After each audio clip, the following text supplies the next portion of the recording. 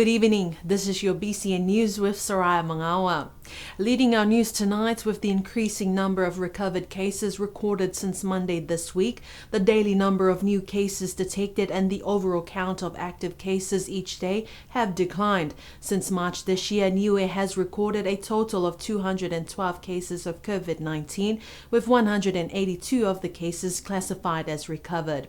Health and government officials are continuing to hope for the best outcomes, especially with the festive season approaching, with many more families, friends and tourists yet to arrive on the island, causing uncertainty to whether Niue's number of COVID cases will spike again. Here's more on this story.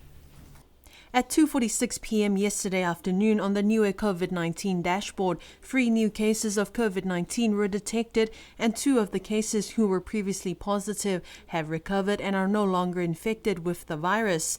Niue's total number of active cases as of now is 30. The front entrance of Niue Hospital still remains closed for the public. A reminder that the after hours and emergency entrance on the western side of the hospital is the new temporary entrance. A 15-minute period for the rapid antigen test must be completed first before permitted to enter the hospital. Locals and tourists are encouraged to maintain precautionary health and COVID-19 measures. This includes mask wearing in public places and gatherings, social distancing, maintaining personal hygiene habits, and getting tested if experiencing COVID-like symptoms. If in doubt, contact Niue Hospital at phone line 4100 or visit the Niue COVID dashboard online at covid19.gov.nu for more information.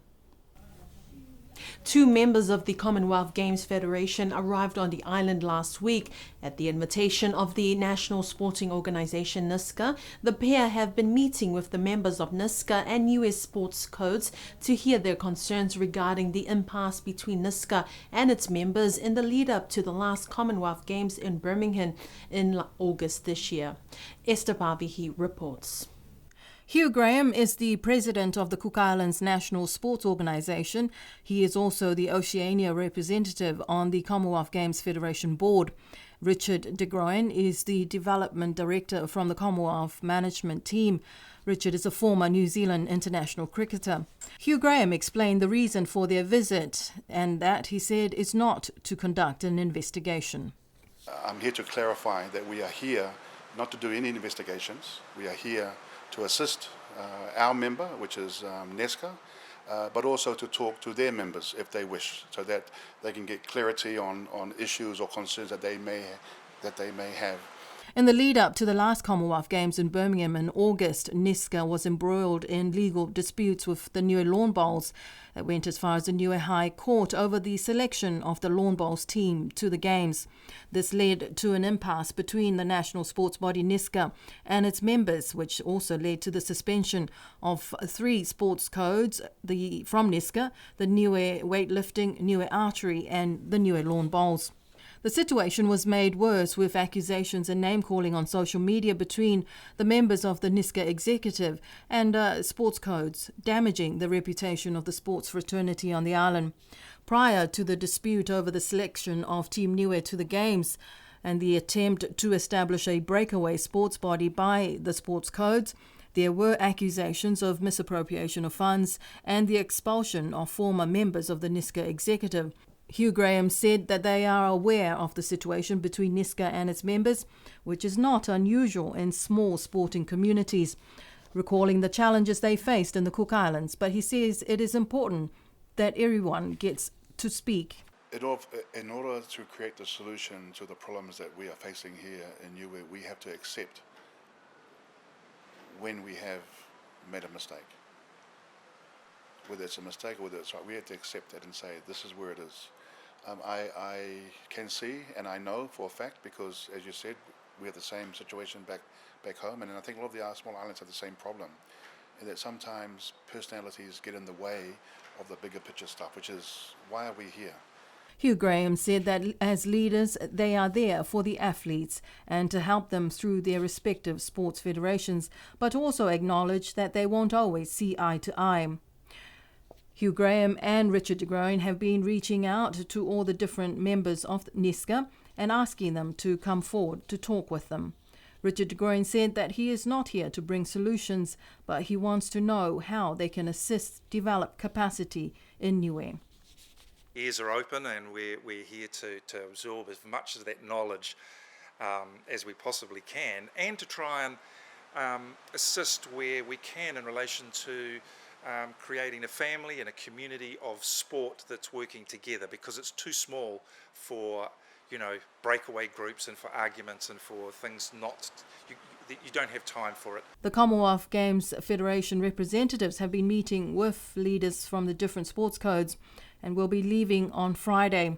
And while their visit may be well-intentioned, it is unlikely the impasse will be resolved this week. It is not clear at this point if their visit will also result in a roundtable meeting between NISCA executive and its members. What is clear, though, is that there is still a genuine mistrust between the two factions, those within the NISCA executive and the rest of the island's sporting community. BCN News understands there is much anticipation for the next annual general meeting of NISCA, which is planned for February next year.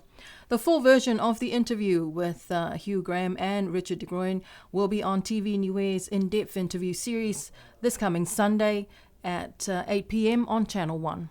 Yesterday, the Niue Innovative Sustainable Financing Mechanism offering ocean conservation credits, a first of its kind, was presented by Premier Dalton Tangilangi at the United Nations Biodiversity Conference in Montreal in Canada. In a statement, the government said that the initiative, which was officially launched at the Forum Leader meeting in July in Fiji, provides a new environmental instrument to monetize elements of some of the costs and benefits arising in the island's ocean space to help fund Niue's broader adaptation, resilience, and sustainable blue economy. Here's Esther Pavihi with more on this story. Premier Dalton Tangilangi said that it was his pleasure to share Niue's experience in transforming the way that we protect our ocean space. It is an approach that seeks to appreciate the true value of the protected ocean and leverage the necessary resources to build a resilient and sustainable blue economy around this that reinforces its health and critical ecosystem services, but also to ensure that this is sustainable in perpetuity. Premier Tangilangi said that this presentation in Montreal would garner support from new partners and promote this innovation and sales of its ocean conservation credits in the near future while they await the full establishment of the Niue Ocean-wide Trust. He said that donations, expressions of support and indicative pledges are welcome. BCN News understands that the trust will be held in New Zealand and is expected to be launched in early 2023. For many years, there has not been a designated administration building for NISCA, but yesterday afternoon down at Amanao in Alofi South, the committee was able to hold the official opening of Niue's National Sports and Commonwealth Games Association, known as NISCA, for their first ever office, alongside with the new Niue Powerlifting Gym. BCN News understands that the NISCA member sports codes did not attend the event as they had not received an invitation. This would explain the absence of the sports codes and athletes to the official opening. Those in attendance included NISCA President Mauru Talangi, the two Commonwealth Games Federation officials Hugh Graham and Richard de Groen, Niue Amateur Sports Association in New Zealand NIASA's president, and the Niue Powerlifting Executive Team under International Powerlifting Federation headed by Tony Edwards. Families and friends were also in attendance. Minister of Sports Sauni Tongatule was unable to attend despite his attendance being assured. No other government officials were in attendance, but it was noted that Premier Dalton Tangilangi's wife, Tania Tangilangi, was present on behalf of the Premier, who is currently overseas. In his speech, Mr. Graham announced that a grant has been approved of a worth of £6,000, which is equivalent to 11,000 New Zealand dollars. It will assist with the new gym and the development of current and future athletes of the new facility. BCN News was able to speak with Senior Vice President of NISCA, Tony Edwards, about the new NISCA office and powerlifting gym. You know, we've actually got a building that's dedicated and designated for NISCA's administration, you know, whatever services that we need to do to promote sports. So that's a milestone in itself. And the next building, which is the newer powerlifting gym, which is, again, another milestone, because now we've got a place where we can offer that place to the community. I know there's gyms out there that they've offered the same services, but I think it's an add-on to to some of the gyms that are placed around in Niue, and it can be a place, a go-to place now for others who feel comfortable. Tony Edwards told BCN News that the gym is open to all community groups and national federations who are interested in running their high-performance programs. Opened it up to the community, to the schools, to national federation training programs. You could say probably it's a high performance, a place where they could come in and run their programs. We're not there to sort of coach, what high performance they need. But I'm hoping that, these national federations would consider to say, we go in, we run high performance programs for their sporting codes, but that's over to them. Niue High School's 2022 prize-giving ceremony, which took place yesterday, saw many talented students being awarded for their hard work and efforts throughout the year. But the most awaited prize of the ceremony that everyone was eagerly awaiting too was the Ducks Award. And for this year, the prestigious recipient who has claimed this award is young and talented Tongakilo Reese Tohovaka. Here's Esther Pavihi with more on this story. The top academic and all-rounder student at Niue High School this year is Tongakilo Reese Toiano Tohovaka from Hakupu Makefu, awarded the Ducks of 2022. The Ducks is awarded to the best academic student of the graduating class. In second place was Lester Ringamoto from Avasele, and head girl Giselle Mokoia from Alofi Lakapa came in third place. Tongakilo Reese also won the Best All-Rounder Prize, which recognises the students' excellent abilities inside the classroom, in the sporting field and in leadership. The Niue High School head boy for 2022, Tongakilo Reese, told BCN News that he credits his achievements to his family, his parents and his paternal grandmother Samoa Tongakilo, who is the former Niue High School headmistress and principal, and his grandmother and families in New Zealand and Australia. Forever grateful for everyone that's been part of the 7-year journey. My appreciation goes out to them, love, and for all the love and support from all families from here in Niue that couldn't make it today. That was in New Zealand and Australia, all around. So, big whakaulahi ka motolosi. He thanked Principal Charles Ioane and Deputy Principal Moira Jackson, the teachers and staff of Niue High School, for the 7 years he spent at the school. During his valedictorian speech, Reese said that he didn't like prize-giving days in the first few years at Niue High School because he didn't get any prizes. But in year 10, he started to see the results of his improved efforts, motivating him to achieve better results. Tongakilo Reese is the son of Shane Tohovaka and Natasha Toiano Tohovaka of Hakupu, making this a memorable year for the village of Hakupu, the home of the two Ducks recipients of 2022, with Niue Primary School Ducks Tiaola Jackson also from Hakupu. A crowd of friends, family and former students of Niue High School descended on Tongakilo Reese after the announcement, placing garlands of flowers, money and lollies, and congratulating him, including two former Ducks recipients, Kara Poihanga Ducks of 2021 and Januel Rolarata Ducks of 2022. Tongakilo Reese told BCN News that he is interested in pursuing tertiary studies in either environmental science or electrical engineering, but he has a few more weeks to think about it before confirming his course of study. The Ducks Prize includes a $6,000 grant from the Niue government and a $5,000 scholarship from the University of Otago in New Zealand if the student chooses to enroll at Otago University. The first runner-up receives $4,000 and the second runner-up receives $2,000 grant from the Niue government. Last Saturday, in the heart of the village of Tuapa Uhomotu, the villagers and locals alike gathered together for the opening ceremony of the Tuapa Ekalesia Church renovation and unveiling of the church plaque. According to one of the villagers, the day could have seen a better turnout if it were not for Niue's current COVID-19 situation. Nevertheless, it was a good day for all who attended. Here's more on this story. The three-part program began with the opening of the plaque outside of the church, which was conducted by Sifi Mokley. In his speech, Mr. Mokalei apologized on behalf of the village as the plaque was only a replica of the proper one that was yet to come. The second part of the program held a church service inside the chapel, which was led by Tuapa's Reverend Basine Viviani. The final program of the day concluded with a feast and performances where Nitalingi Pihingia was the MC. PCN News understands that more than $80,000 was raised from the event. However, it is yet to be determined the definite amount that was raised altogether. According to one of the villagers, there could have been more attendees to the event last Saturday if it were not for Niue's current COVID situation. The program ended with a few performances from the village and families who arrived from overseas. At the Niue Primary School prize giving last week, it was an all-girls affair with the top 3 academic prizes, with Tiaola Jackson winning the Ducks of Niue Primary School for 2022. Here's Losano Sonia Holo with more on this story.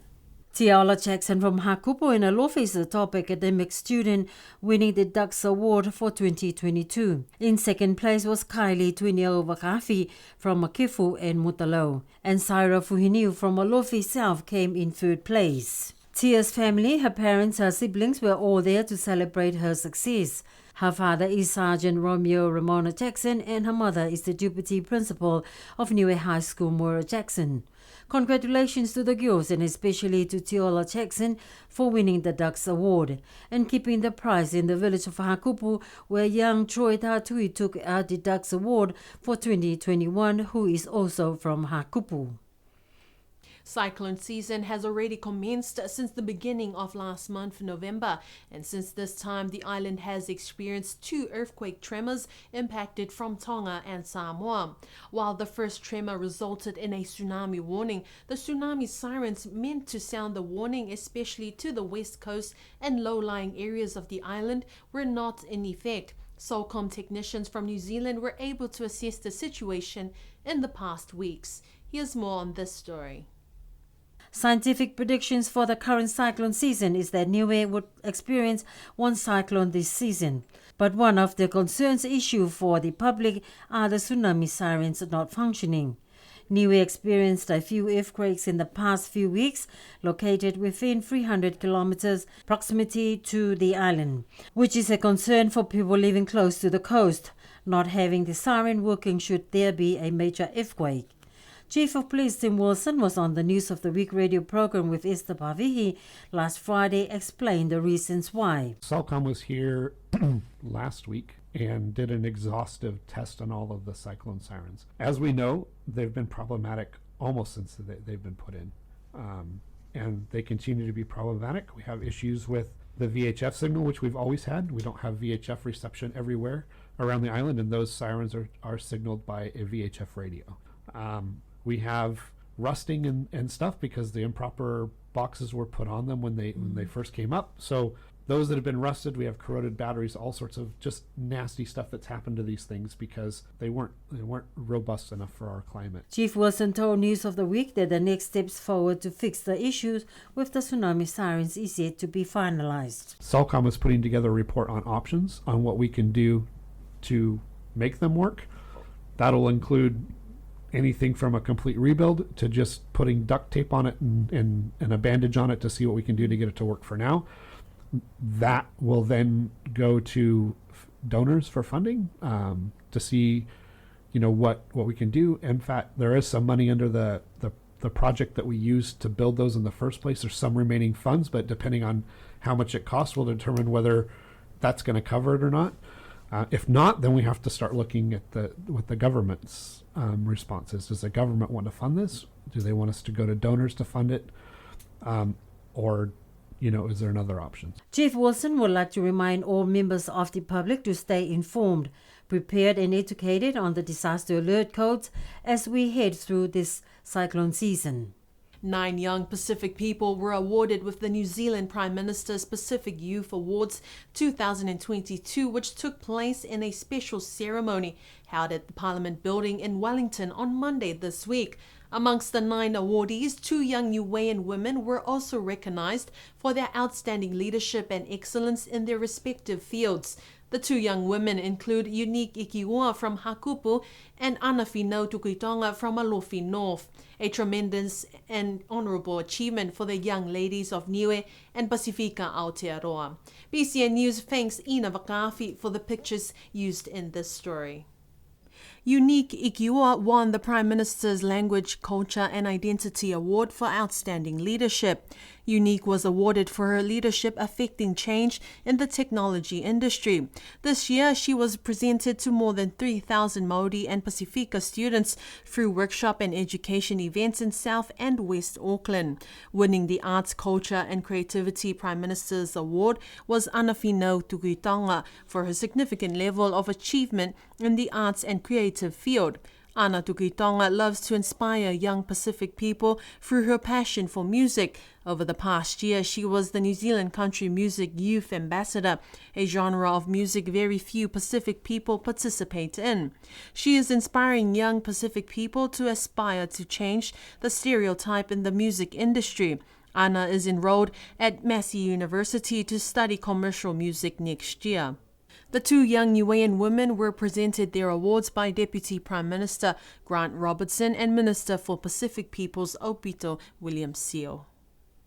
Every year, as we come to the last few bulletins for BCN News, we look back on some of the top events that made the news this year. Tonight, we look back to the first half of the year in March, when the first case of COVID-19 was detected on the island, and in May, with the end of an era at the closing of the original Whalefono and the opening of Whalefono 2. Here's Esther Pavihi looking back on those two events that made the news this year. The Niue government and health officials had always planned for the day when the COVID-19 virus will eventually enter into Niue. And on the 7th of March this year, the first case was detected in one of the few passengers who arrived from Auckland. At this time, only local residents and approved government essential workers were permitted to travel to Niue. Here is Premier Dalton Tangilangi announcing to the country via TV and radio the first case. Sadly, I had to bring some bad news for the evening. This afternoon, we detected our first case of COVID-19 that has arrived into our country. This case arrived yesterday's flight, Monday the 7th of March 2022, with 26 other passengers who all tested negative prior to departure. For more than 2 years, the government and health officials had managed to keep the virus at bay. But with the cases detected at the border, the island implemented the disaster colour alert system, moving the island from code blue to code yellow on the 22nd of March as 5 passengers tested positive. At this time, all passengers were required to isolate in government isolation facilities for 14 days, with the government successfully eliminating all cases at the border. Throughout this year, the government's vaccination program saw almost 100% of the population double vaccinated, and an impressive 99.4% of people 12 years and over double vaccinated, and 93% of people 18 years and over boosted. In another major story earlier this year, we look back at the end of an era for the original Whalefono at Sialekula in central Alofi. The old Parliament building was no longer fit for purpose, having endured several cyclones and years of disrepair. On the 4th of March this year, the members of the Whanrege Pule, joining Cabinet and their former colleagues and staff who used to work at the original Whalefono, celebrate the building that had served the Niue government since 1978, a gift from the New Zealand government for the then new Niue government. After 44 years, it was time to move on to the new Whalefono 2. The official opening of Whalefono 2 was marked by a one-off national public holiday, so the island can join in the celebrations. The opening saw a display of an impressive ngalue whawhau, which also marked the auspicious occasion. Whalefono 2 is also funded by the New Zealand government with more than $5 million. The Australian government and other international donor partners also contributed to the construction of the new Parliament building located at the old Education Department at Halamahanga. Next week, we look at some of the other big stories that took place in the second half of this year. And that is our news bulletin for tonight. Join us again next Thursday for our final English bulletin with BCN News. Until then, wishing you all a early, safe Merry Christmas and a Happy New Year. Good evening.